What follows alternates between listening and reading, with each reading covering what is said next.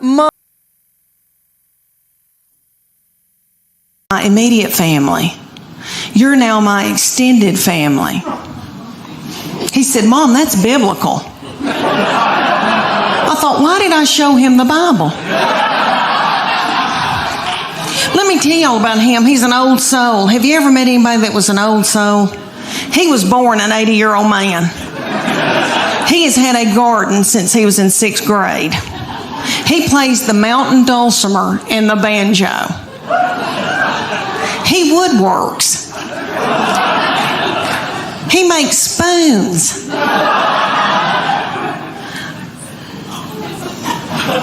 He makes spoons. I mean, he is so yummy. All right, his favorite music is gospel bluegrass. His favorite, oh, well, no. Okay. Ding-a-ding-a-ding. All right. His favorite artist was Dr. Ralph Stanley. Dr. Ralph, look at you. Look at you. Knowing who Dr. Ralph Stanley is. Okay, for those of you who don't, he was on the Oh Brother Where Art Thou. That is probably the most famous thing he did. But he was the godfather of Mountain Soul. He ended up dying at like 92. And had a little cowboy hat propped on his head. Yummy. Okay, he would come through Knoxville, and I would take my son to see Dr. Ralph when my son couldn't drive. They propped little Dr. Ralph up on stage because he was so old. I almost threw my panties at him because that's what you do to Tom Jones. And I love him. But anyway, I'm standing there listening to Dr. Ralph Stanley singing gospel bluegrass, and I think to myself, how many teenage boys are listening to this? What are teenage boys listening to? Rihanna, Walk a Flock of Flame, some of that nasty goings on. I thought, wouldn't it be funny if I had to yell at my boy, turn that gospel bluegrass down. You're out of control. If I hear I saw the light one more time. All right, here's another example of meanness. My middle one is in a sorority at the University of Tennessee, and a lot of those little girls will come home that can't go home on the weekends. They'll come to our house, and I can cook for them. I enjoy it, I really do. And they can wash their clothes. Well, one little girl came, and I washed that little thing's clothes because she stayed 2 days. And all I said to her was, Katie, you're so tiny. Your little underwear looks like a slingshot. That little girl thought it was funny, and my baby looked at me and went,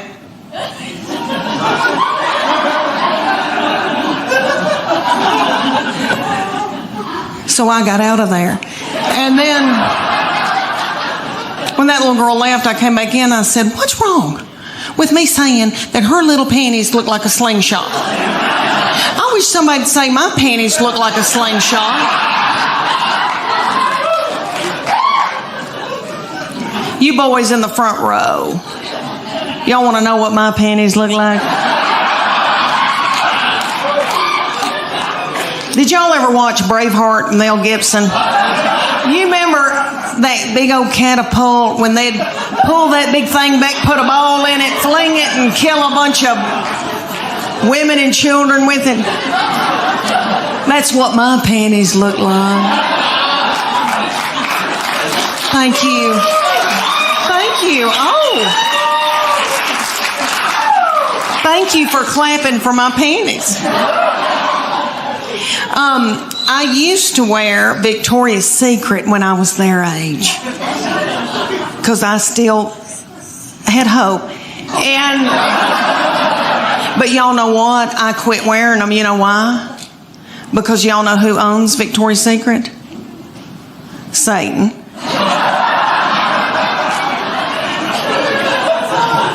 And I don't wear my panties for evil. So that was cutting me in two. They just got to be too little. So I bought Somas Anybody here given up like I have? Anybody here wearing somas? No? Let me tell you about somas. They're the best thing that's ever happened. Okay, because they've got a whole line of nightgowns and underwear and all this stuff that's called cool nights. Because it pulls moisture away from you in the night. Yay. To keep you from having a stroke. Because you're going through the change and you're sweating. Dr. Oz, are y'all with me? So, it has a dry fit technology in it. So you boys could play golf in them. I'm not kidding. They're not pretty, but anyway, that's what I wear. Let me tell you a little bit about my husband. My husband is very smart and very quiet and an introvert and does very well and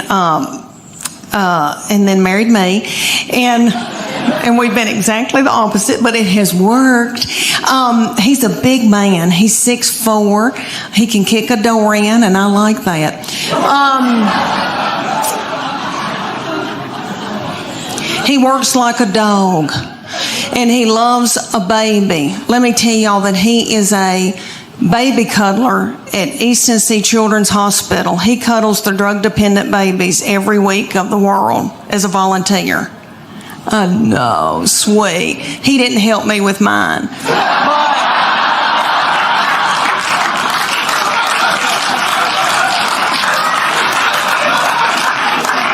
Because he was out making a living and paying for all this. We've got 2 still in college, and I wanted a 4th baby so bad. When my baby child went to kindergarten, I nearly grieved myself to death. I thought, Lord, what am I going to do with all this time on my hands? I hope I don't get hooked on whiskey and start honky-tonking.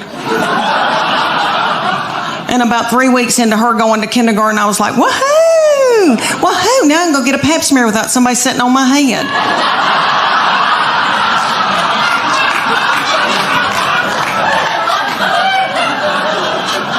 But my husband, when I dropped her off, he said, meet me at the IHOP. Because he knows that pancakes get me through a hard time. And I was crying, and I said, I want another baby. And he said, why don't you get a job?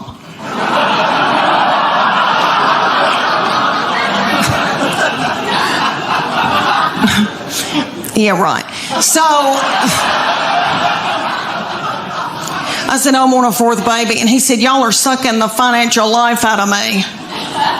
So he bought me a dachshund. I had that dachshund for years. She's gone now. But let me tell you, she and I both got thyroid issues. She had cushions. I was walking her in our neighborhood one day, and a little girl came out in her driveway, and she said, can I pet your groundhog? Oh, y'all. So about my husband. All right, so my husband is a big man and is 6'4". I'm 5'8". We breed big kids. And we wanted them to be in sports and when they were growing up, and so we made them do all kinds of mess they didn't want to do. And we put our boy, when he was little bitty, we put him in T-ball. He hated it. I don't know if any of y'all have had a baby play T-ball, but for those of you who don't know, T-ball season, it's about 110 degrees outside.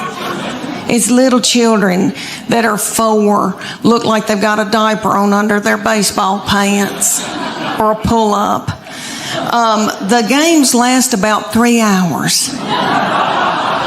Nobody ever hits the ball, throws the ball, catches the ball, makes contact with the ball. My baby laid in a fetal position in the outfield the entire season. He never touched a ball. Every once in a while, he'd pop his little head up and say, water. One game, it was so hot, and I told the middle one to go out and take her brother a water bottle. She was about 2.5, and she went walking out there with a tutu and a crown and a wand and her pink prostitute shoes from Walmart. She walked about halfway, stopped, got a glazed look over her eyes, pulled her little panties to the side, and pooped in the T-ball field. She really did.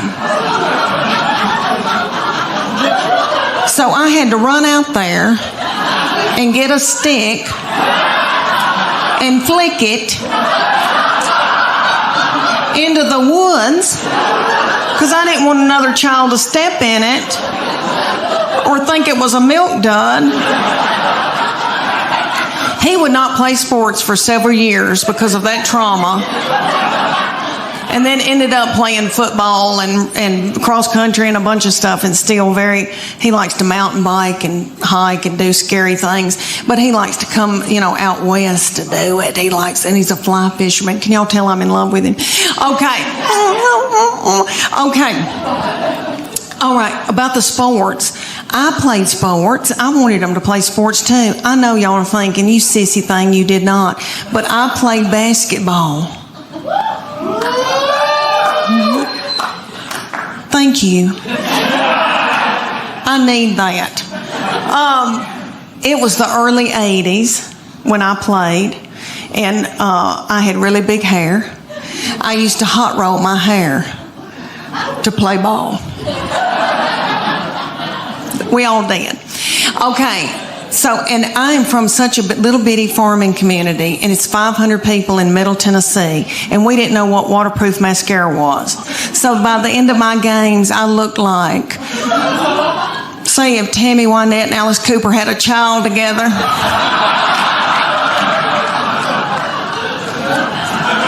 I was a forward. Sometimes I had to be the center if Mary Dallin had to take her baby to the health department. My husband is very smart, does very well. We are sucking the life out of him. He is a nice-looking man, but he has a receding hairline, and he hates it. I think it's handsome, but he hates it.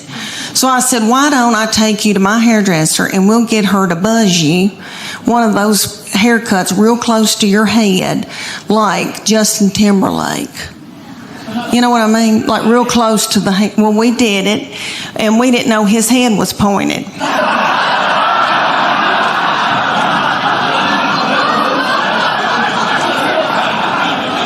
And he said, I look like somebody, and I can't quite think of who it is. And I said, is it Bull on Night Court?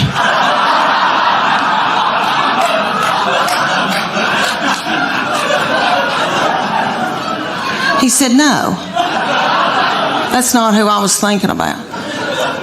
About 3 days later, he said, I know who it is. It's that lazy starfish Patrick on SpongeBob SquarePants. I got to get a thing of water, honey. I'm spitting cotton. Oh, y'all. I'm so much more, way more than I have. And since I had a baby in the hospital, I probably weigh about the same that I had a baby in the hospital. And back then, I remember thinking, oh my gosh, what in the world's happened to me? And I had my class reunion right after I had my first baby, and I wore a big jumper, and I was nursing. And I remember like drinking a Diet Coke, and my breast milk shot out the front of my dress. And then one of my friends from high school said, when are you going to have your baby? And I was like, I've had my baby. But anyway, I feel fat, and it's my hormones. I have no testosterone. I went to the doctor. I had no testosterone, no progesterone. I have way too much estrogen, which evidently makes you bitter and angry and hateful. That's what my family says. I think they're bitter and hateful and angry. But it has messed up my weight and all that. Well, that, and I've been eating white flour. But I have been on every diet in the world. I've done everything. I've done Whole30. I've done South Beach. I have done Weight Watchers. All right, I pray. I've been doing stand-up comedy since I was 24 years old. I am now 40. Aw, thank you for cheering for that part. I'm getting older. I'll be honest, having a hard time with it. I thought I was gonna be the girl that no matter what age I was just gonna embrace it. Like, that's me, yes, queen, yes. Turns out that's something you say in your 20s. Then you get to your 40s and you're like, ooh, no queen, what happened? Oh no, that's too much eyelid. It's scary getting older. It's scary for women getting older. Because men, if you get gray hair, that's sexy. That's salt and pepper. Hey. Women, we get gray hair and it's like, oh, what happened? That's not fair. I gotta start changing some things about my life. I can't keep shopping at the same stores I used to shop at. Like Forever 21? No, you're not. Turns out that was a lie. I cannot be in line behind some 21-year-old buying the same dress as her. She's out here living her best life. I'm trying to remember to take my vitamins. We like the same dress for different reasons. She's like, ooh, has pockets for my ID. I'm like, ooh, pockets for my Tums.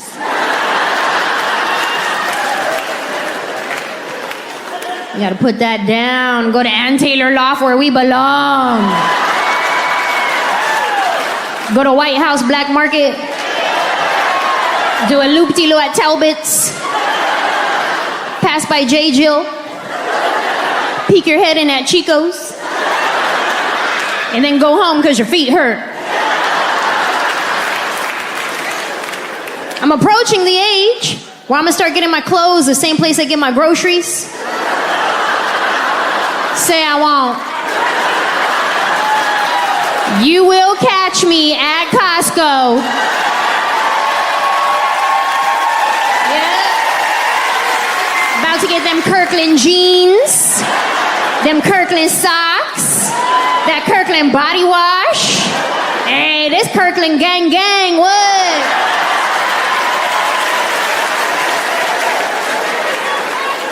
It's about to be my new Tuesday. I'm gonna start out front, give me a hot dog and a soda for $1.50. Then I'll flash my VIP card and mosey on it. I start with a lap of samples. Then I take my hair out of my ponytail, make a lap in the other direction. Round two. Hey, but if you come in for a second sample at Costco, be warned. These sample ladies get offended. They act a type of way if you come in for a second sample. Like they have been baking from scratch all day long. Like, really? Beth? Just give me another chicken tender. Why you gotta do this? It's embarrassing enough just asking for a sample. It's embarrassing, right? Because you have to pretend like you've never heard of this product before.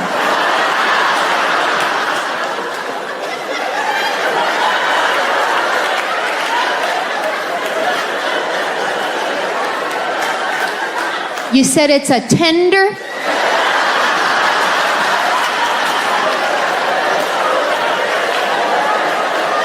And you dip it? Sure, I'll try one.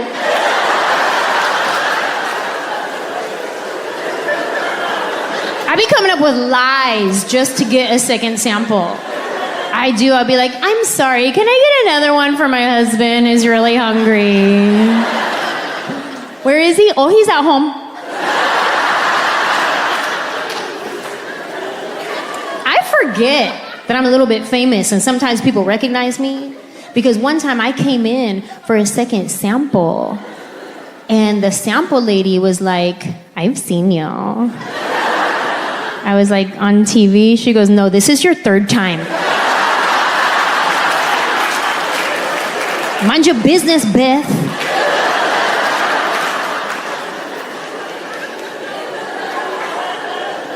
It's hard getting older. There's too many acronyms to keep up with now. Like my friend texted me the other day, she was like, TLDR. I was like, what's that? She said, too long, didn't read. I was like, oh, well, too short, didn't understand. I know BRB and LOL, that's it. And I have come to realize that I am far too generous with my LOLs. LOL has become a common courtesy. It's just a thing you say. Like another common courtesy, if somebody's next to you and they sneeze, what do you say? Bless you. But are you really blessing them from God? No. It's just a thing you say. When your friend texts you and they're trying to be funny, what do you say? LOL. Did you really laugh out loud? No, you didn't. At this point, LOL just means I have received your text. If I reply to your text with LOL, at most, a little bit of air came out my nostril. If I reply to your text with LOL, this is how I read your text. Like, it was funny, but I don't know how to type back. If I reply to your text with ha ha ha ha ha, that's funny. If I reply to your text with bwah ha ha ha ha, like BWHAHA, that means I was so funny I had to spit something out my mouth. If I reply to your text with rows of ha ha ha ha ha ha, I start using other letters like HAJK ha ha ha, QRST ha ha ha, that means that I said something funny and I'm really proud of myself.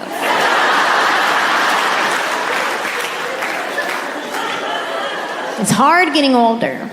But no matter how old I get, I will always be younger than my sister, okay?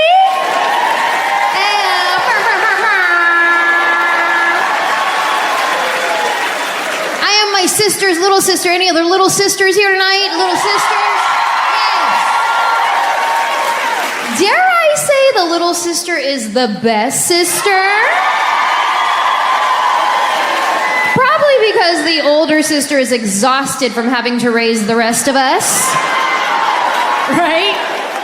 Because when mom was at work, she had to cook, she had to clean, she gave herself spanking privileges.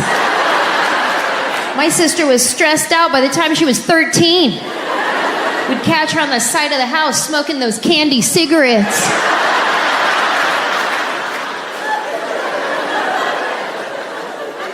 There was a dark period of time where she was going through about 6 packs a day. Probably because those things only had 1 puff of smoke in each cigarette. Those were some wild times, man. We'd be at the ice cream truck ordering fake cigarettes, fake chewing tobacco. I was 9 years old doing lines of lemon salt on my hand. Wild. I am my sister's little sister. We grew up best friends. We're still best friends. I talk to my sister like 5 times a day, which is great for me, not so much for her because she has a real job. And I call her when she's at work, so she answers the phone in her work voice. Hello. I go, hi. What's up? Oh, nothing. What are you doing? I'm working. Dang, you work every day?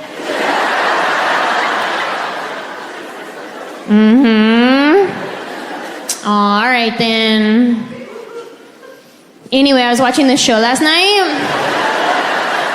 It was real good, but then I fell asleep and I had the craziest dream. I was hiking up this mountain and there were these little birds in my shoe that kept chirping at me. Then I get to the top of the mountain and grandma's house is there, but not grandma from San Jose, grandma from Reno.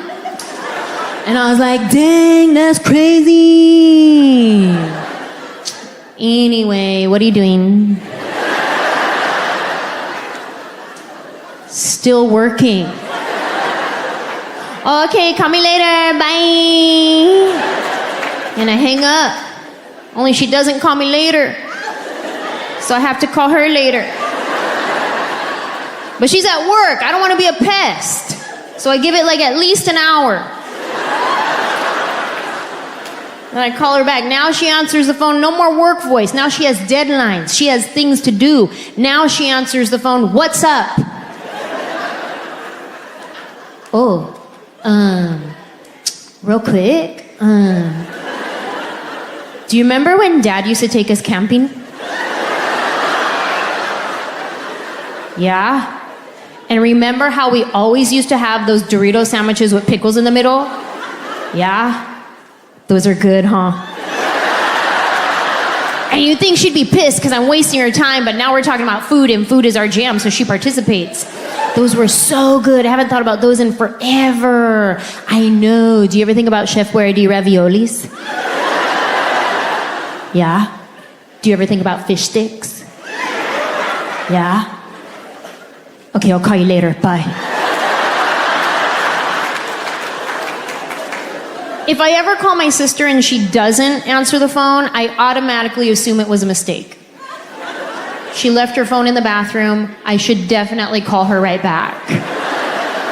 And if she still doesn't answer the phone, then I wait for the text message from her that says, on a conference call, what's up? If I don't get the on a conference call, what's up text, then I know for a fact she's probably being attacked, and I should definitely call her till she answers the phone.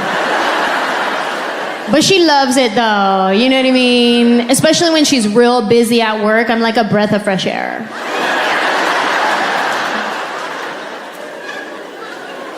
Sometimes I call my sister and we don't say anything at all. We're just on the phone. And my husband doesn't get it. He's like, what are you doing? Hang up the phone. I'm talking to my sister. But neither one of you are saying anything. Yeah, because we're thinking about what we're going to say next.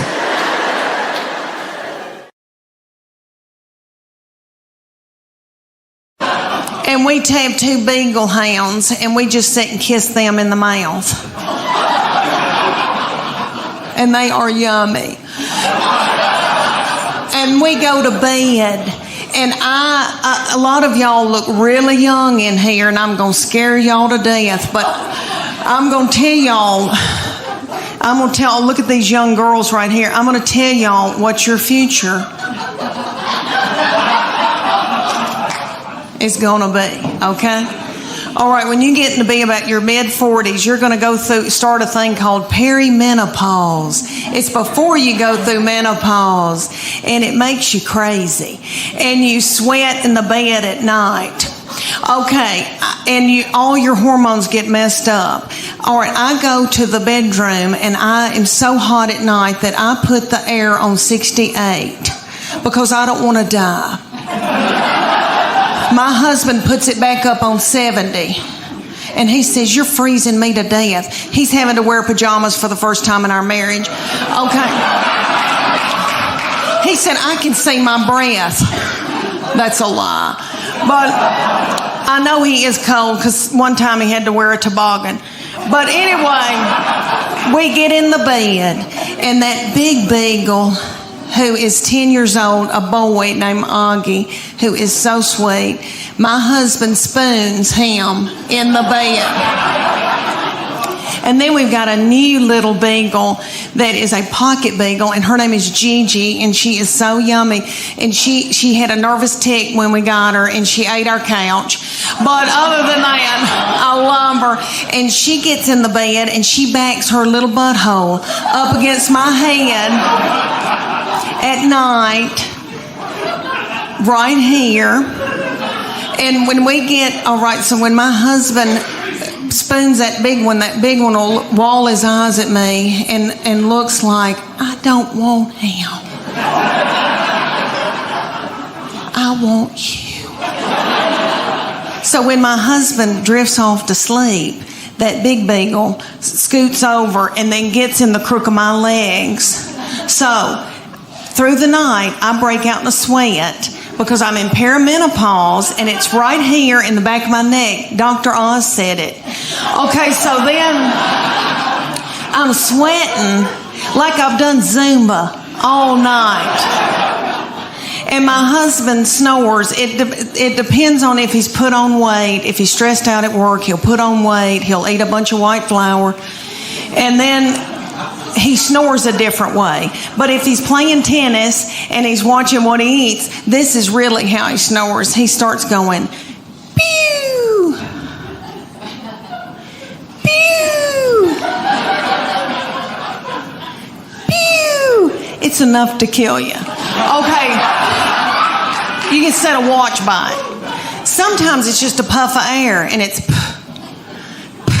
on my head with a butthole right here, with a big beagle right here. So that's your nighttime routine. Is in a sorority at the University of Tennessee, and a lot of those little girls will come home that can't go home on the weekends. They'll come to our house, and I can cook for them. I enjoy it. I really do. And they can wash their clothes. Well, one little girl came, and I washed that little thing's clothes because she stayed 2 days. And all I said to her was, Katie, you're so tiny. Your little underwear looks like a slingshot. That little girl thought it was funny, and my baby looked at me and went,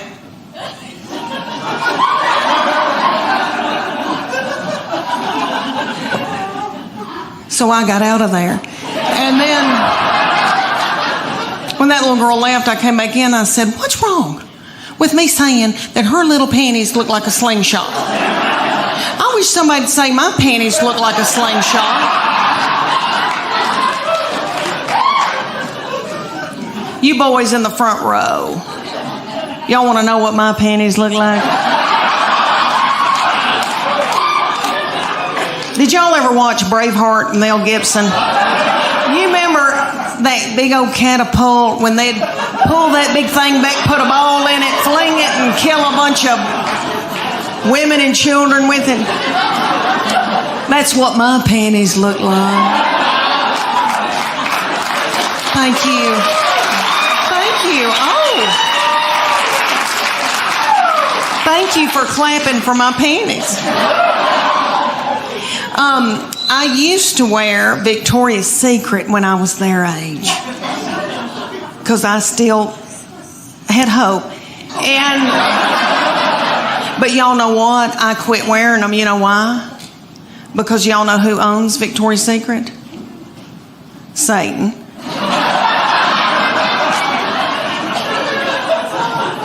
And I don't wear my panties for evil. So that was cutting me in two. They just got to be too little. So I bought Somas. Anybody here giving up like I have? Anybody here wearing Somas? No? Let me tell you about Somas. They're the best thing that's ever happened.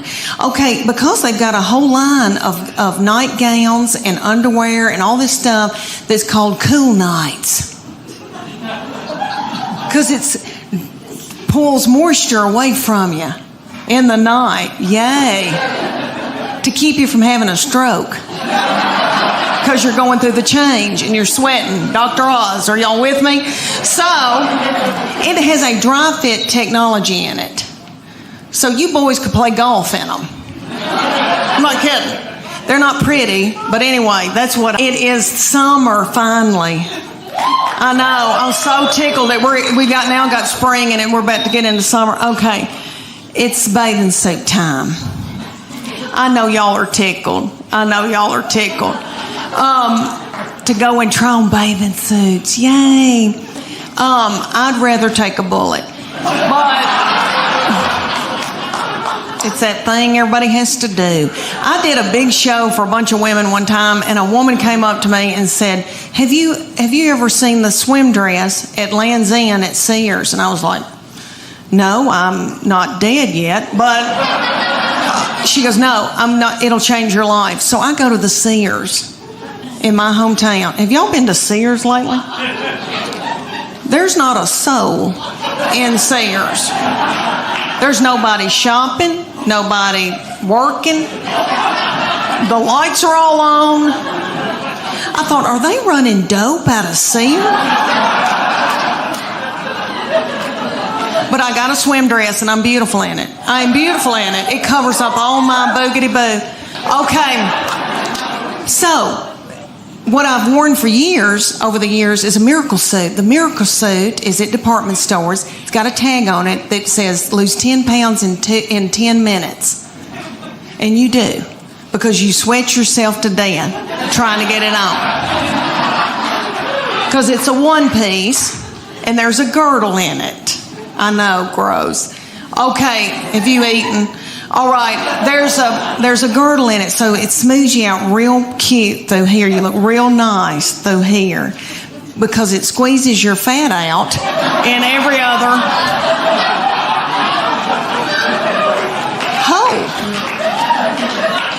And don't get it wet. Somebody will have to cut it off of you. So I bought it for years. I bought it and I looked terrible in it. And I knew it, so I'd buy a big sarong and like wrap it around my body and then act like I'm reading a book. Okay, so my good friend knew that I was buying miracle suits. She goes, I want one. So she took her 14-year-old girl and they went to the department store and they got in the dressing room and the 14-year-old was sacking her mama up in this bathing suit. They both broke out in a sweat over their lip. And the 14-year-old said, ooh. Gross. Mom, put it back. Let's get out of here. She said, I can't. I got to buy it. I just peed in it. Thank y'all so much. I'm going to fall.